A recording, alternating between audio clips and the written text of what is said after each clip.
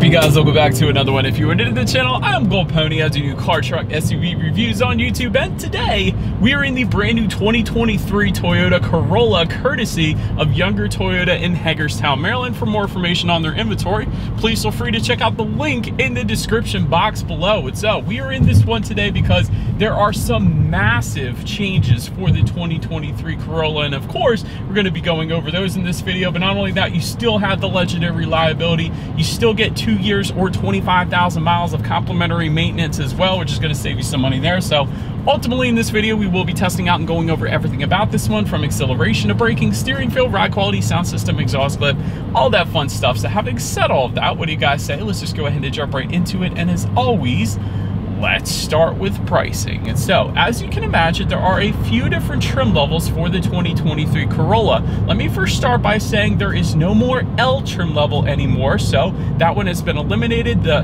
bottom trim level is now going to be the LE, starting at $21,550. SE trim level for $23,950, and lastly the XSE, which actually is the one we have today, starting at $26,700. But then when it comes to the power plant, again, there's no more two engine configurations. That 1.8 liter naturally aspirated 4-cylinder is officially gone for 2023. You now have the SE engine from the previous year coming standard on all trim levels, including that LE trim level. So that is a 2-liter naturally aspirated inline 4-cylinder. Again, all trim levels are going to get that. 169 horsepower at 6,600 RPM, 151 pound-feet of torque coming in at 4,400 RPM. Power sent to the front wheels through a CVT. 0 to 60 time coming in at approximately 7.8 seconds, which is approximately a full 2 seconds quicker in terms of the LE trim level from the previous model year. So that's pretty impressive. But not only that, you actually get better MPGs as well, giving you 32 in the city, 41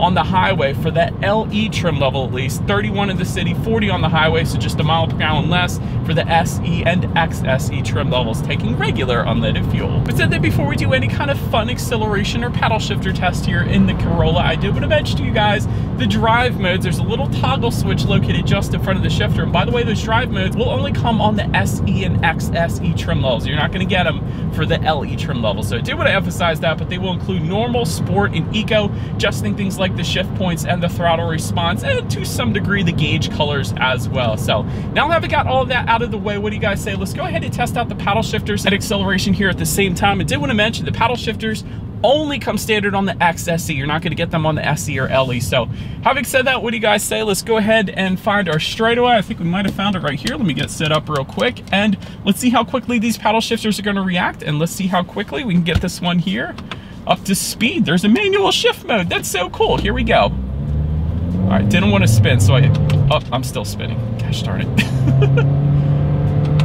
Having said that, paddle shifters are nice. They're actually very, very quick. Keep in mind, this is a CVT, so it's technically not shifting, it's simulated shifting. But having said that, it's good simulated shifting. It feels like an automatic when you're shifting through the paddle shifters there, and it feels like a dang good one as well. Like dual clutch reaction times, these things are insanely quick.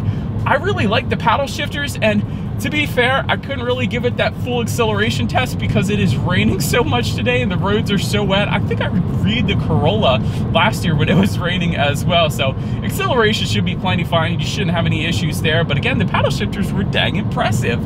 I like it. Anyways, to go along with that acceleration, as always, braking is equally important. And so up front, you will find 10.8-inch ventilated front discs. In the back, 10.2-inch solid rear disc. As far as that 60-0 stopping distance goes, it's going to come in at 129 feet. So actually, I don't mind the braking feel. Although that number is definitely not the best, I don't mind the braking feel. It kind of leans on the firmer side of things. Although I will say, in terms of that 60-0 stopping distance number, what you typically want to look for is the lower 120s, if not the 1-teens. So 129 feet is definitely on the higher end of things. But having said that, again, braking feel feels perfectly fine to me.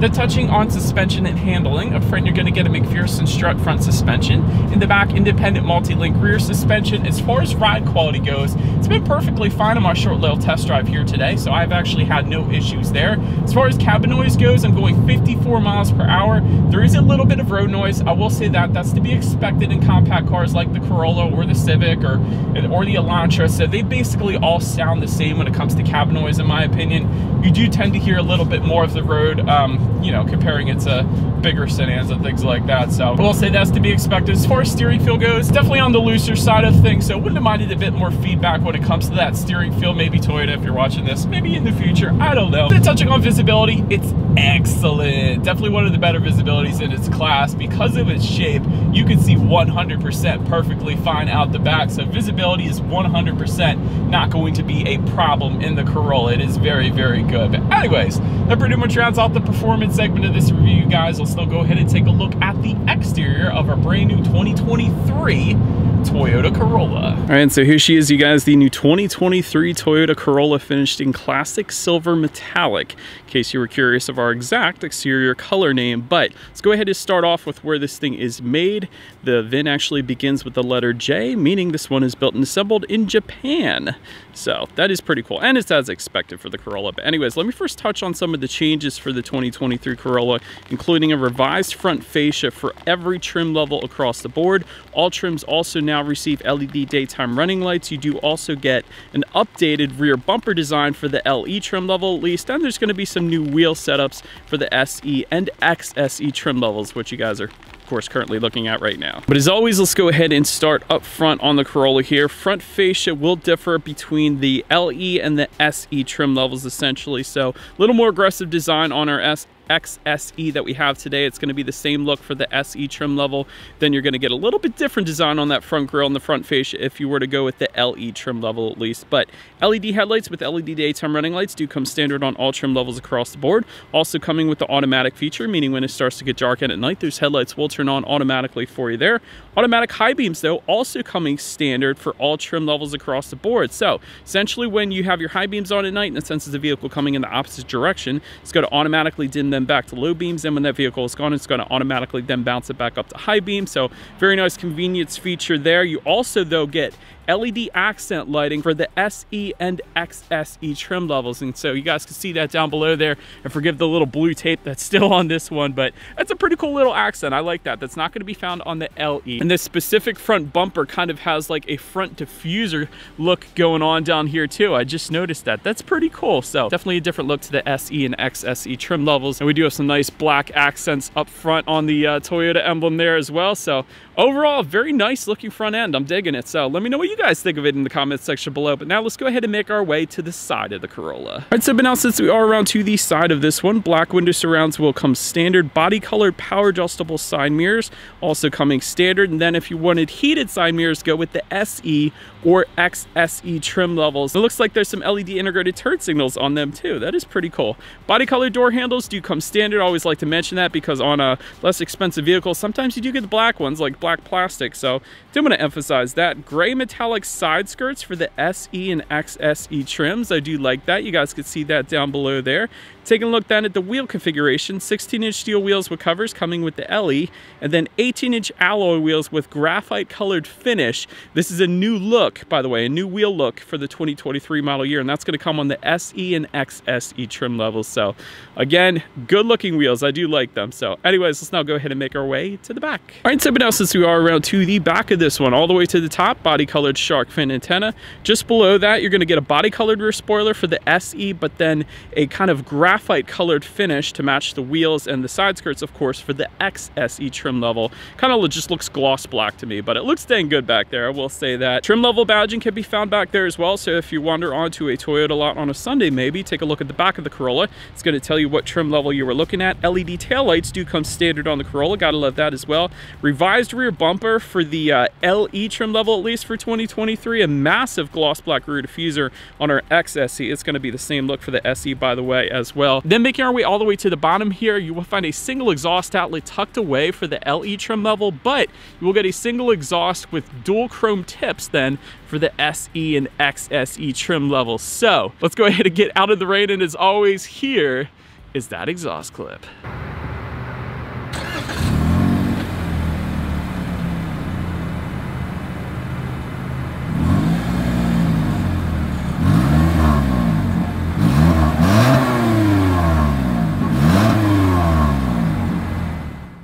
right, so but now since we are around to the back of the Corolla, when it comes to opening that rear trunk, there's a few different ways to go ahead and do that. There is a button on the key fob. There is actually a button on the kind of the floor of the driver's position here as well. And there's a button on the trunk itself if you were to go with the SE or XSE trim levels. Believe it or not, the LE doesn't have that button on the trunk itself. But nonetheless, once opened up, cargo capacity comes in at 13.1 cubic feet.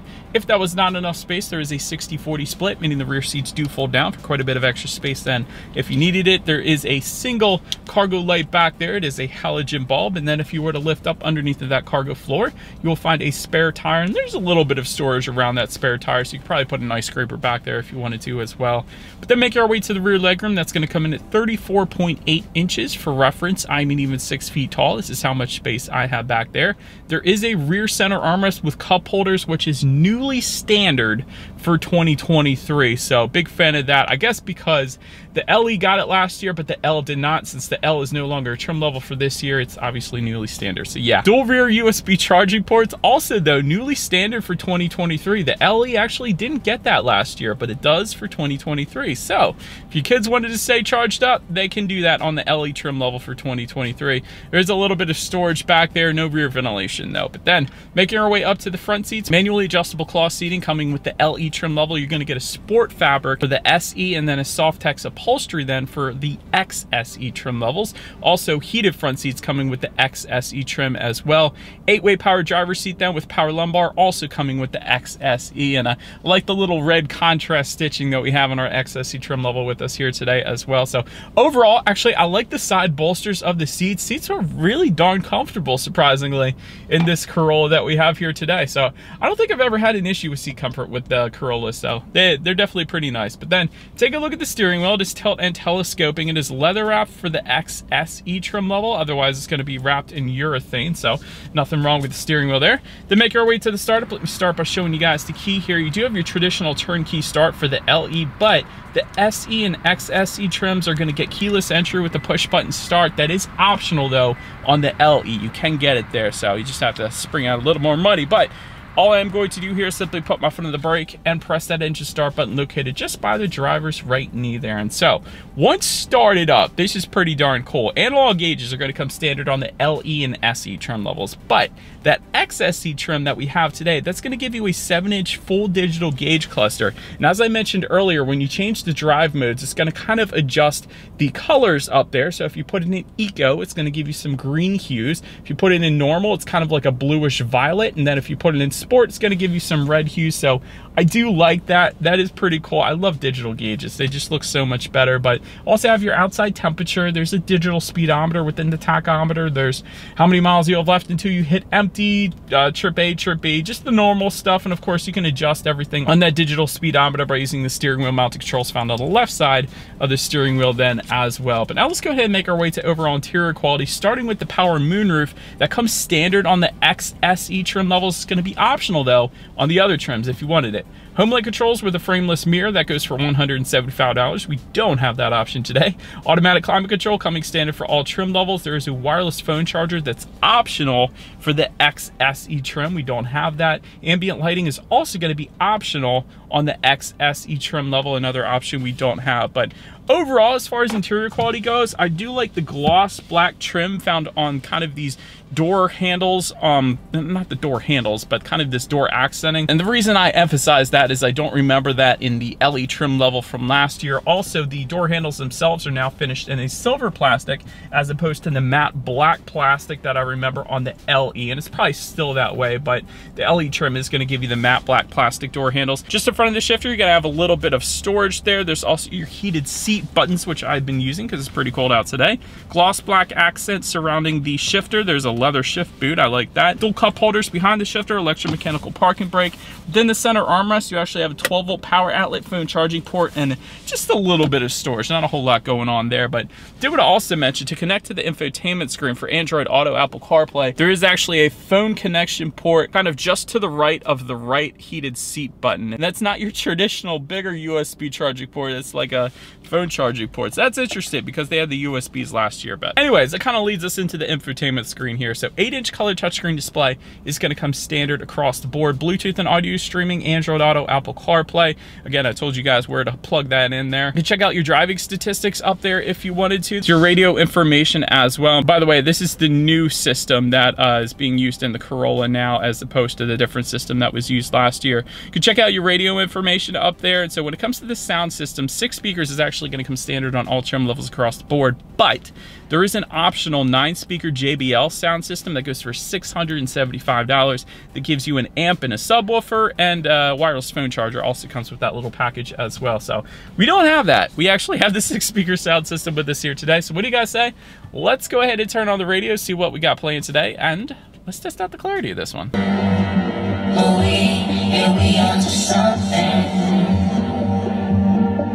Yeah, it sounds like a 6-speaker sound system. Personally, the JBL should crush it in the Corolla, but it sounds exactly like a 6-speaker sound system. It's not the best. Clarity is okay. Bass, So, I don't know. It's 6 speakers. If you heard a 6-speaker sound system, that's what that sounds like. I personally would probably go with the JBL on this one. But anyways, last thing I wanted to mention to you guys on the infotainment screen is when you do put the Corolla here in reverse, you will find a rear view camera coming standard across the board, letting you know what is behind you, which is always is going to lead us into safety. And so to start, IIHS Top Safety Pick Plus, which is the very highest designation given by IIHS. That pretty much says it all right there. Front side curtain airbags do come standard, but the Corolla does a very amazing job with airbags. Driver's knee airbag, rear passenger seat cushion airbag, that's a rare one, and rear seat mounted side impact airbags. It's traditionally like an $800 option with BMW and Mercedes. So the fact that that comes standard, that's really good. It's no wonder it's an IIHS Top Safety Pick Plus. But anyways, rear child door locks, tire pressure monitoring system, but also here's another new feature for the 2023 Corolla, new Toyota Safety Sense 3.0 system. So that gives you pre-collision system with pedestrian detection, proactive driving assist, lane departure alert with steering assist, road sign assist, and dynamic radar cruise control then as well. I did want to also mention, if you were to go with the XSE trim level, you're going to get a blind spot monitoring system with rear cross traffic alert. And so, when it comes to my final thoughts here of the Corolla, big change is for the LE, really. So the LE gets a lot that it didn't have last year, like the engine. That is the big change. It's 2 seconds quicker to 60, and it's gonna get better miles per gallon than the previous LE, and you get rear phone charging ports as well in the new LE, as you didn't get it last year. So did want to mention that. If you like the LE trim level, because it does give you a lot of bang for your buck, there are a lot of nice changes for 2023. Great standard safety as well. You got excellent reliability. For anybody wondering, I'm just going to emphasize this again. This isn't a new engine for Toyota. This has been around for a few years now because it was previously on the SE and XSE trim levels. It's just that now it's also on the LE. So the reliability, it's still there. It's not a new engine. So great fuel economy as well. No rear air vents would be my constructive criticism, and ambient lighting I think would look dang cool in this thing as well. But anyways, let me know what you guys think of the new Corolla in the comments section below. And that is about it for this one, you guys. Thank you so much for watching. Feel free to follow me on social media at the bottom of the screen if you wanted to see what's coming next on the channel. Before it gets to YouTube, be sure to hit the subscribe and the bell notification button if you're into new car reviews. That is what we do here on this channel after all. Do appreciate you guys watching more than you know, and I will see you guys all in the next video. Stay gold.